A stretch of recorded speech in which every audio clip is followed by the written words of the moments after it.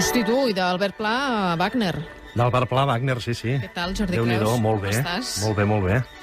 Avui ens vens a parlar... Dissabte es commemoren els 45 anys de la mort de Franco? Sí, 20 de novembre. Ha passat ràpid aquest any. 20 de novembre del 75, sí. Tens raó.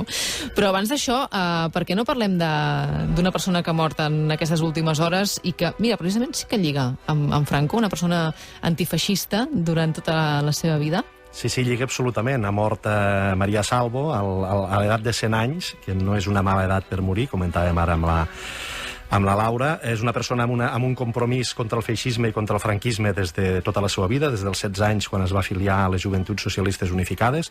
És una persona que va anar a l'exili, que va ser entregada per les autoritats franceses a les autoritats espanyoles, que va ser detinguda posteriorment l'any 1941, quan formava part de la resistència antifranquista, que va ser duríssimament torturada. De fet, li van quedar seqüeles tota la vida.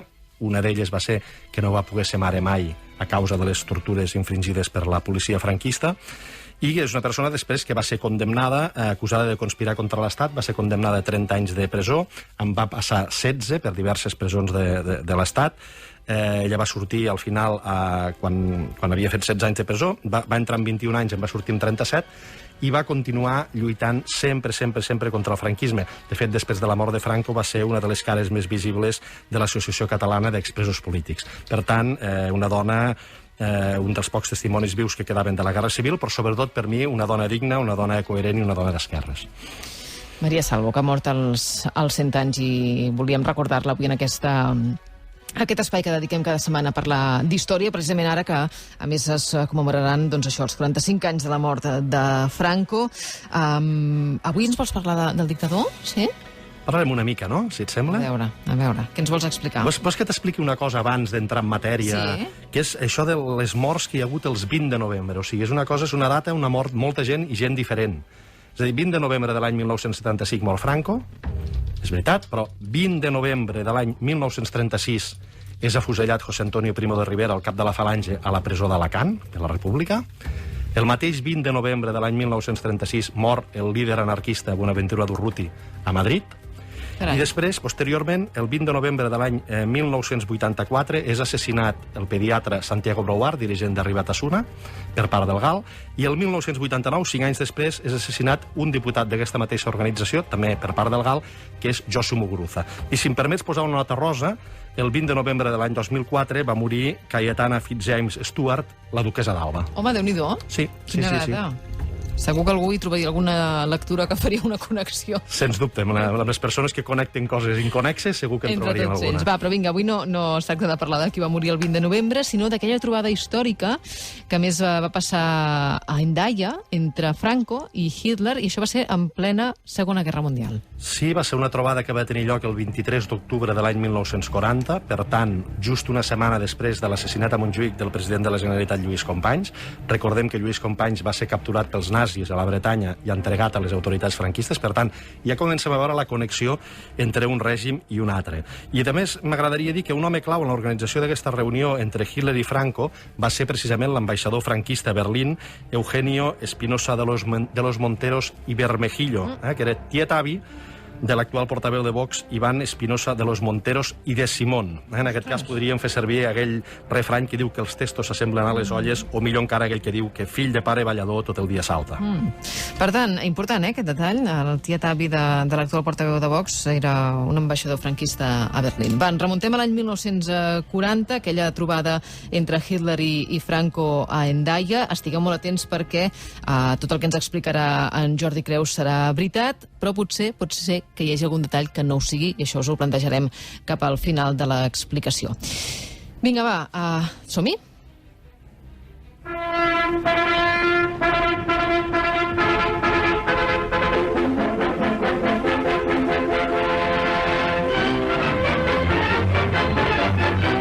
Home, així venia de gust, escoltar les notícies, i veure les notícies amb aquesta banda sonora. Sí, i tant. Octubre del 1940. Què estava passant en aquell moment a Espanya i a Europa? Doncs mira, tirem una mica enrere només per recordar la intervenció decisiva alemanya a la Guerra Civil Espanyola, Alemanya i italiana, per entendre la victòria de Franco. Primer, això. Llavors, a l'acabar la guerra, que guanya Franco, com dic, amb l'ajuda important dels alemanys, es troba que Espanya està absolutament destrossada i inicialment Franco es declara neutral quan comença la Segona Guerra Mundial. tot i que signa diversos acords tant econòmics com policials amb nazis i amb feixistes italians, amb Mussolini. La prova, doncs, l'entrega de Lluís Companys. Però a principis de juny de l'any 1940 hi ha un canvi, és a dir, Hitler està guanyant clarament la guerra, Hitler està a punt d'entrar a París i Franco, Espanya, passa de la neutralitat a la no bel·ligerància, i és un pas més. I uns dies després, el mateix Franco envia una carta al Führer en què s'apunta al nou ordre internacional feixista. Jo deixa'm llegir un parell de paràgrafs de la carta perquè crec que és molt eloqüent. Diu: estimat Führer, m'agradaria fer-li arribar la meva expressió d'entusiasme i admiració i també la del meu poble, que amb emoció segueix la batalla gloriosa que assumeix com a pròpia. Aquests adjectius que feien servir, gloriosa. Sí. Franco li diu que no es vol mantenir neutral i que la nostra voluntat no és altra que la de realitzar per a vostè, quan ho necessiti, com si fos el patró, els serveis que estimi més valuosos. Franco, per tant, es vol apuntar a cavall guanyador i fins i tot al final de la carta li exposa una cosa que és molt important, que és la necessitat d'un espai vital per a Espanya. Què vol dir això? Contraprestacions territorials a canvi de l'entrada a la guerra. I quina va ser la resposta de Hitler? Bé, el primer que va fer va demanar un informe al seu ambaixador a Madrid, que li va confirmar el que ja era una evidència, és a dir, que el material militar espanyol estava antiquat, que no hi havia combustible per traslladar l'artilleria, que la indústria de guerra estava fatal, és a dir, que estava sota mínims, i que les vies de comunicació estaven en molt mal estat també. Llavors Hitler li demana una cosa a Franco, que és l'ocupació de Gibraltar. Però li diu: escolta, però tranquil, donades les circumstàncies i la poca capacitat operativa que tens, jo t'enviaré tropes i material per expulsar els britànics del Penyal. I llavors és quan s'organitza la trobada a Hendaia entre els dos dictadors. Ho hem dit abans, 23 d'octubre de l'any 1940, a l'Estació Internacional de Tren d'Hendaia, que és una ciutat fronterera amb Espanya, que toca a Irún, a Iparralde, al País Basc del Nord. I què passa? Franco arriba tard a la reunió. Les línies ferroviàries espanyoles estan molt malament, Franco hi arriba en tren i arriba tard. I això és la primera cosa que ja no agrada a Hitler, que era un home que li agradava, doncs, com a molta gent, com per exemple a mi, la puntualitat.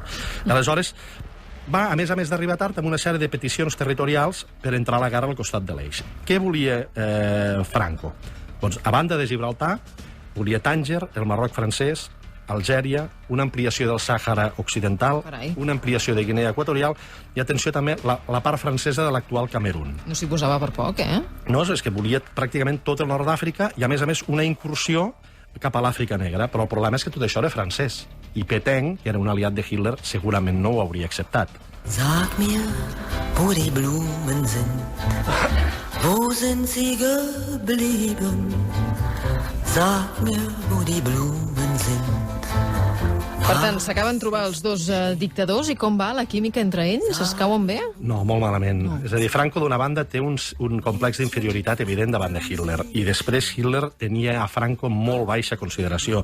De fet, durant la reunió va mostrar diverses vegades el seu malestar, i fins i tot després del sopar que van fer al tren de Hitler, després de sopar, a la reunió, Hitler va badallar ostensiblement diverses vegades mentre parlava Franco, és a dir, una manca de respecte molt gran. I després, fins i tot uns dies després, Hitler va confessar a Mussolini que preferiria que li arrenquessin diversos queixals abans de tornar-se a reunir amb Franco. Sí, va anar fatal. Va anar fatal. I el mateix Albert Speer, el ministre alemany d'Obres Públiques, va dir a les seues memòries que quan Hitler es va trobar amb Franco, ell es pensava que es trobaria amb un veritable caudillo. Diu, però en lloc d'això em vaig trobar amb un sergent baixet i grassonet que no era capaç de concebre els meus ambiciosos plans. Ostres, quin mal paper que va fer Franco, llavors. Sí. Escolta'm, i van arribar a algun acord o no?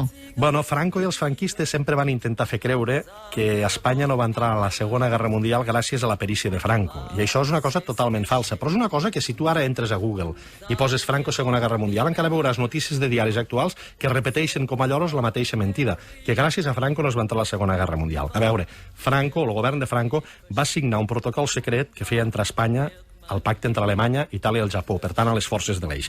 Què diu aquest protocol? No te'l llegiré tot perquè no acabaríem, sinó només el punt 4 i el punt 5. El punt 4 d'aquest protocol es diu textualment que Espanya intervindrà en la guerra al costat de les potències de l'Eix contra Anglaterra en el moment que se l'hagi proveït de l'ajuda militar necessària.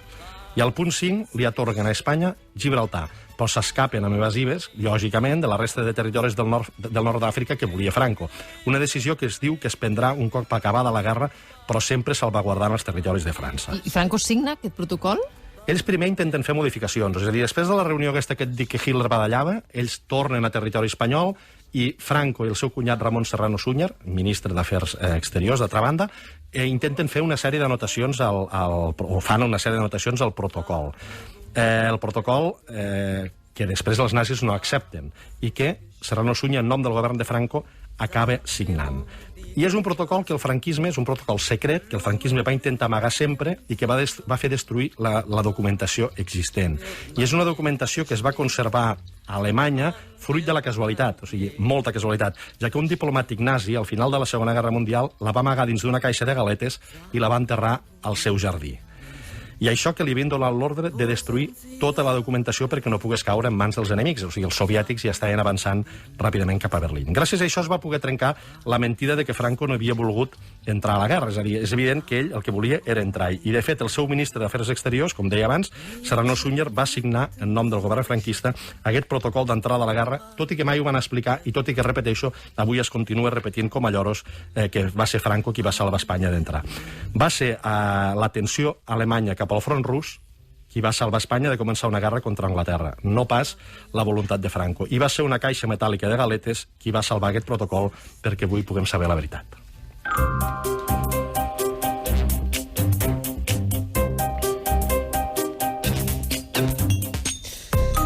Doncs fins aquí el resum d'aquesta trobada entre Hitler i Franco, que no es van caure gens malament entre ells. Ha arribat el moment de jugar, com fem cada setmana amb en Jordi Creus. És veritat o és mentida tot el que ens ha explicat?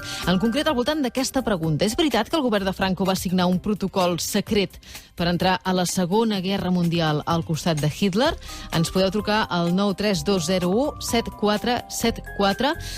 La primera resposta encertada s'endú una subscripció gratuïta a la revista Sàpiens per un any. 2 minuts de publicitat i ho resolem.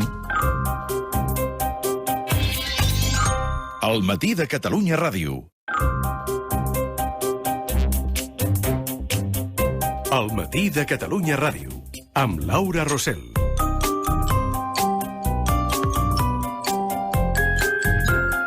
Doncs aquesta és la pregunta que avui ens planteja en Jordi Creus. És veritat que el govern de Franco va signar un protocol secret per entrar a la Segona Guerra Mundial al costat de Hitler?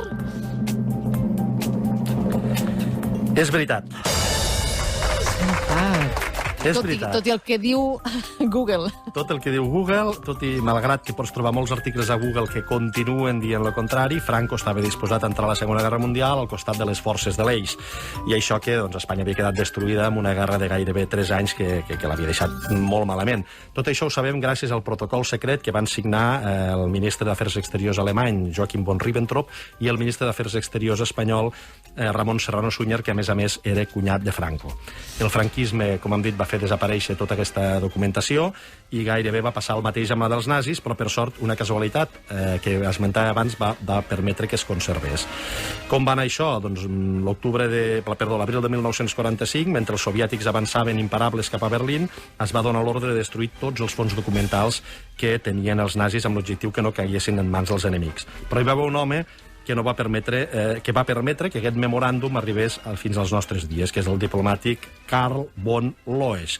Era precisament la persona encarregada de destruir-ho tot.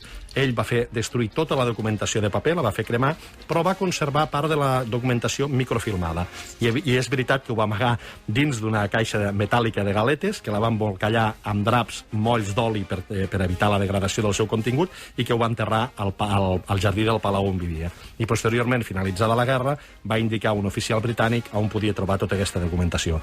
Gràcies a aquest senyor, gràcies a aquest nazi, es va poder trencar el mite de la perícia de Franco i de la neutralitat espanyola. Una història que estic segura que li encanta. Deixa'm dir la guanyadora, per cert. Sí, mira, ja me n'anava cap al Quico. És la Dolors, de Tona, qui s'emporta aquesta subscripció d'un any a la revista Sàpiens, perquè ha encertat que això era veritat, que el govern de Franco va signar aquest protocol secret per entrar a la Segona Guerra Mundial al costat de Hitler.